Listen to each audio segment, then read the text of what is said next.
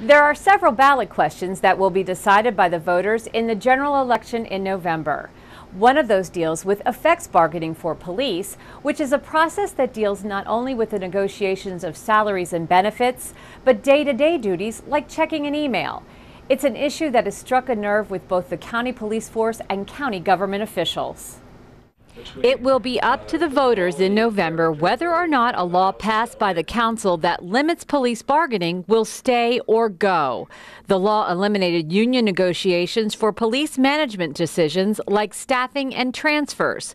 Police Chief Tom Major requested the change. He says the effects bargaining makes it difficult for him to do his job. What this does, it does not eliminate collective bargaining. That stands strong, and again, we all support collective bargaining for pay and benefits and working conditions, things like that. It's really just things that any other agency director would not have to bargain.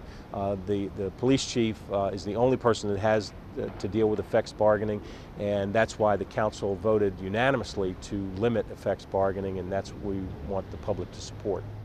Those who have opposed the unanimous vote of the county council with respect to this argue that we have somehow damaged collective bargaining and that we've taken away critical bargaining rights. No, we haven't. What we have done is follow the recommendation of our police chief, who said that this particular kind of bargaining, called effects bargaining, has totally hamstrung his operation, such that he has to bargain over whether or not his employees will actually go and look at their emails. The union, Fraternal Order of Police Lodge 35, collected enough signatures to challenge the law. However, the county sued to block the referendum and won on the basis of incorrect information on many of the petition forms.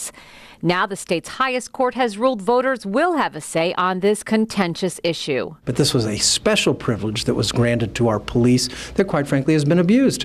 And when the police chief tells us, please, I can't manage my operation efficiently, then we listen to our police chief, and we are fighting for our police chief and an efficient police force. Chief Major says if the law is upheld, it will lead to improved working conditions for his department. Really, it comes down to any policy decision I make, any directive that I want to issue it really comes down to that can be bargained, and the union can demand that be bargained. It's been found to be a very inefficient practice, and it is really complicated and delayed and created tremendous inefficiencies in terms of the way we deliver our service.